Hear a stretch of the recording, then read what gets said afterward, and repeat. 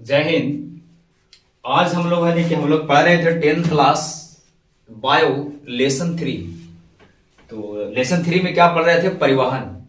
तो परिवहन में पार्ट 1 और 2 देख चुके थे। ये हमारा पार्ट तीसरा होगा। तो हम लोग पार्ट 2 में क्या पढ़े थे? पार्ट 2 में तक हम लोग पढ़ चुके थे कि जाइलम और फ्लोएम क्या होती है। तो देख चुके थे कि पौधे में दो संवहन ऊतक पाए जाते हैं, एक को नाम है जाइलम और दूसरे का नाम है फ्लोएम। जाइलम क्या करता है कि जड़ से जल तथा खनिज लवण को पत्ते तक पहुंचाता है, और फ्लोएम क्या कर रहा था? बना हुआ भोजन को पौधे के हर एक भाग में पहुंचाने का काम कर रहा था। जाइलम की कोशिका क्या था सर? जाइलम की कोशिका मृत थी और फ्लोएम की कोशिका जीवित थी। इन यहां तक हम लोग पढ़ चुके थे। उसके बाद आगे हम लोग आज देखेंगे वाष्पोत्सर्जन के बारे में कि वाष्पोत्सर्जन होता क्या है। तो आप देखिए, यानी कि वाष्पोत्सर्जन क्या होता है? तो यानी कि पौधे में बहुत सारे पत्ते लगे होते थे।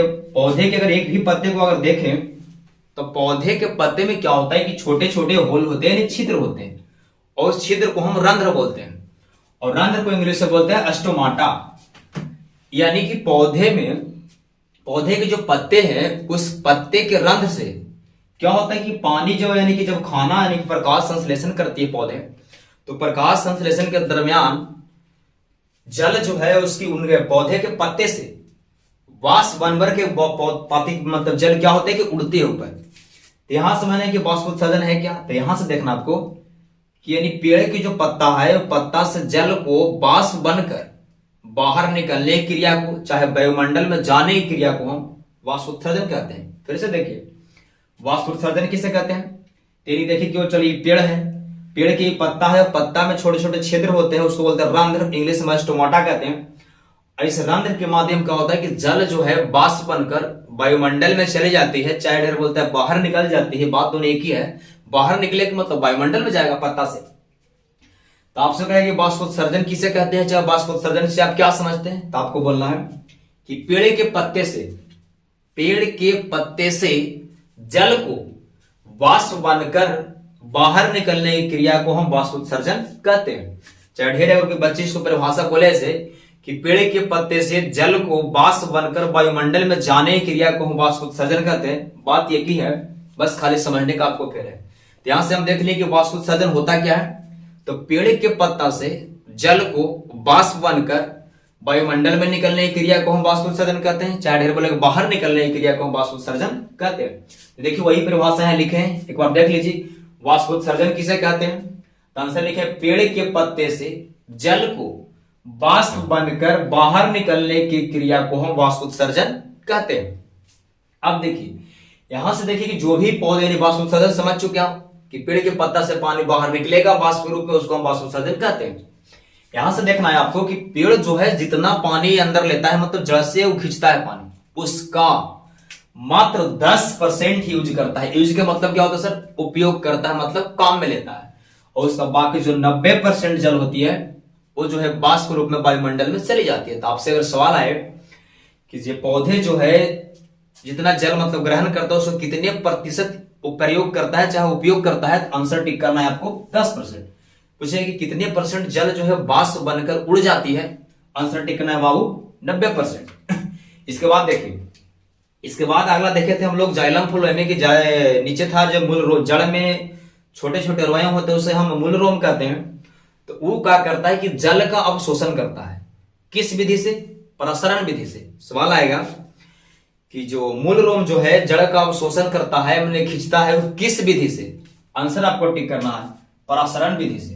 ये कौन खींचता है? तो जल में जो मूल रोम पाए जाते हैं, मेही रोया जल में कह रहे हैं, जड़ में जो मूल रोम पाए जाते हैं उस मूल रोम के द्वारा जल का अवशोषण करता है, खींचता है। किस विधि से?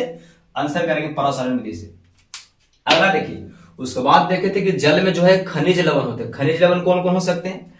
नाइट्रोजन और फास्फोरस। जो देखिए कि मूल रोम जो है जल का अवशोषण कर रहा है, लेकिन खनिज लवण जो है उसका अवशोषण करता है कौन विधि से? तो आयन विधि से। आपसे सवाल आ रहा है कि जो खनिज लवण का जड़ जो है खनिज लवण का अवशोषण करता है, तो किस विधि से? आंसर आपको टिक करना है किस विधि से? तो आयन विधि से। आगे देखिए, इसके बाद देखिए कुछ इंपॉर्टेंट पौधे जो क्या करते हैं कि एक दिन में जल को वाष्पोत्सर्जन करता है। जैसे मकई के पौधा को देखिए, वो क्या करता है कि एक दिन में मतलब 24 घंटा में 3 से 4 लीटर का करता है कि पानी को वाष्प करता है। यानी यहां सवाल अगर आवे कि जो मकई के पौधा जो है एक दिन में कितना जल को वाष्प करता है, तो आंसर आपको टिक करना 3 से 4 लीटर। इसके बाद देखिए सेव। सेव के जो प्लांट है, सेव के जो पौधे हैं, वो क्या करता है कि एक दिन में 10 से लेके 20 लीटर तक पानी को क्या करता है कि वायुमंडल में वाष्प करने की मतलब वाष्प करता है। मकाई एक दिन में 3 से 4 लीटर, लेकिन सेव के पौधा क्या करता है कि 10 से 20 लीटर। अब देखिए यानी कोई भी पौधा के पत्ता वो जितना भारी होगा, भारी मतलब जितना वो पत्ता को वजन होगा, वह अपने भार के बराबर पानी को वाष्प करता है।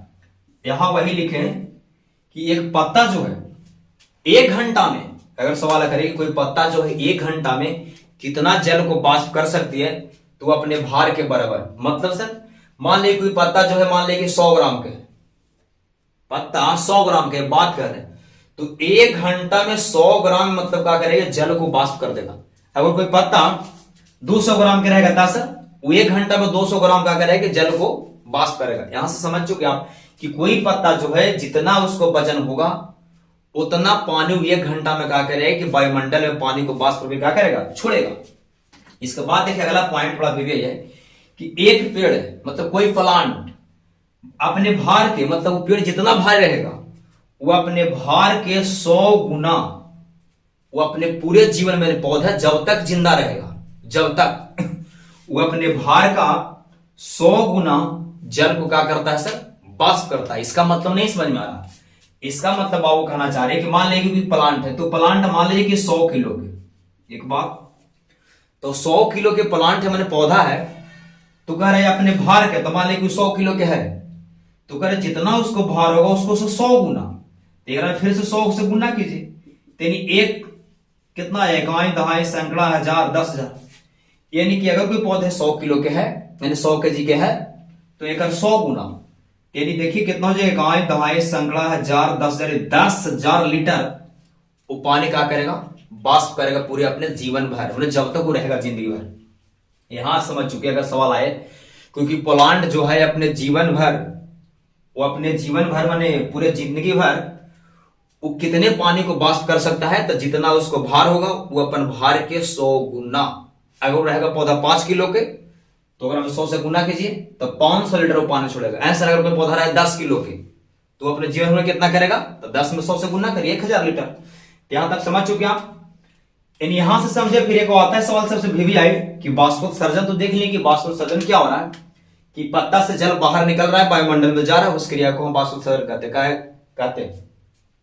तो आपसे कहे कि वाष्पोत्सर्जन का क्या महत्व है, उसका वैल्यू क्या है। तो देखिए पहला तो क्या करता है कि जो मान लीजिए प्लांट लगी हुई है, प्लांट को ऐसे है जमीन में मतलब धरले है, जमीन में मतलब है, यहां से क्या कर रहा है कि जड़ यानी जड़ से जल जो है जा रहा है, इसके बाद पत्ती तक पहुंचा, तब पत्ती तक पहुंचने के बाद क्या हो रहा है कि पत्ता से जो जल बाहर निकलते जा रहा है, फिर जमीन से जल मतलब जल आ रहा है, जमीन से जल आते जा रहा है, पत्ता से पानी जो है बाहर निकलते जा रहा है। तो इससे हो रहा है क्या कि जो पत्ता है, इस पत्ता में मतलब धूप पड़ रहा है, तो धूप पड़ रहा थी, पत्ता गर्म हो रहा है, हीट हो रहा है, और लेकिन फिर हीट होकर क्या हो रहा है, उड़ते जा रहा है पानी। तो दूसरे ना इसका महत्व बता रहे हैं, किसका महत्व बता रहे हैं, वाष्पोत्सर्जन का महत्व। तो यहां से देख रहे हैं कि जो हीट हो रहा है पानी वो वाष्प के रूप में बन के वायुमंडल में जा रहा है, और फिर जड़ से नया पानी आ रहा है, माने ऐसे ही प्रक्रिया जारी है। तो यहां से देखिए कि क्या होगा कि गर्म पानी झोल रहा है और फिर अंदर से जो है ठंडा पानी आ रहा है।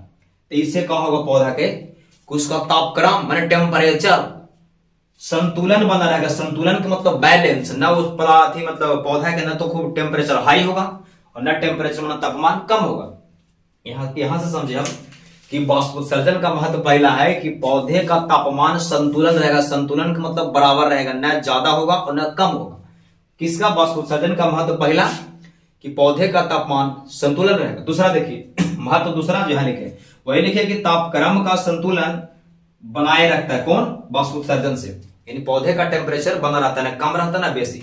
अगला देखिए, अगला लिखे कि खनिज अवशोषण एवं परिवहन में मदद करता है। ये क्या होता है, यानी कि जो भी पौधा जो है अंदर से खनिज लवण जल के द्वारा जो आ रहा है, और अगर वाष्पोत्सर्जन नहीं होगा तो जल जो है नीचे से ऊपर नहीं जाएगी, क्योंकि जब तक पौधा वाला जो पौधा में जो ऊपर पत्ती लगी है, पत्ती में से पानी नहीं हटेगी तो दूसरा पत्ती जाएगी कैसे?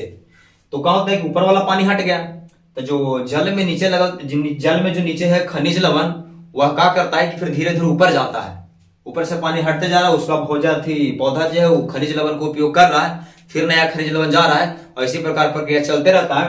तो यहां से देखे क्या कि बाष्पोत्सर्जन से दो फायदा है। पहला, बाष्पोत्सर्जन का दो महत्व है। पहला कि पौधे का तापमान संतुलन रहता है, दूसरा खनिज अवशोषण एवं परिवहन में मदद करता है, क्योंकि जब ऐसे ही जल नीचे से ऊपर नहीं जाएगा तो उसका खनिज कैसे इधर से उधर जाएगा, परिवहन कैसे होगा, ट्रांसपोर्ट कैसे होगा।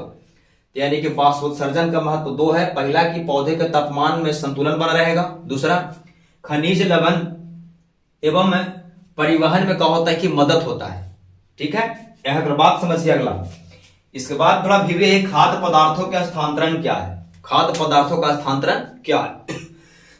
तो यहां से देखना है कि पौधे में क्या होता है कि स्थानांतरण, खाद्य मैंने जो खाता है जो पदार्थ, स्थानांतरण मैंने तो जाना।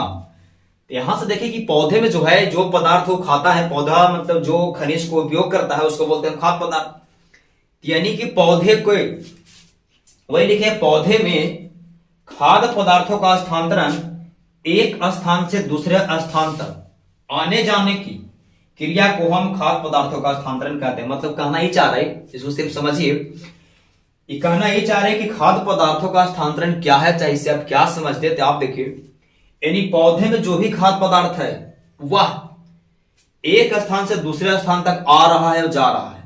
पौधे में खाद्य पदार्थ एक स्थान से दूसरे स्थान तक आ रहे हैं और जा रहे हैं, और उसी प्रक्रिया को हम कहते हैं क्या चीज, खाद्य पदार्थों का स्थानांतरण। वही लिखे हैं, इसको देख लीजिए बढ़िया से। खाद्य पदार्थों का स्थानांतरण क्या है, तो लिखना है पौधे में खाद्य पदार्थों का स्थानांतरण एक स्थान से दूसरे स्थान तक आने तथा जाने की क्रिया को हम खाद्य पदार्थों का स्थानांतरण कहते हैं। तो ये वीडियो कैसा लगा वो एक कमेंट में बताएं, और एक सवाल आपसे कर रहे हैं, उस सवाल को आपको कमेंट में बताना है ताकि इससे हमको पता चले कि वीडियो आप पूरा वॉच कर पा रहे हैं। तो सवाल आपको है पहला कि एक मकई का पौधा एक दिन में कितना लीटर जल जो है वाष्प करता है। तो कमेंट में बताएं। Thanks for watching.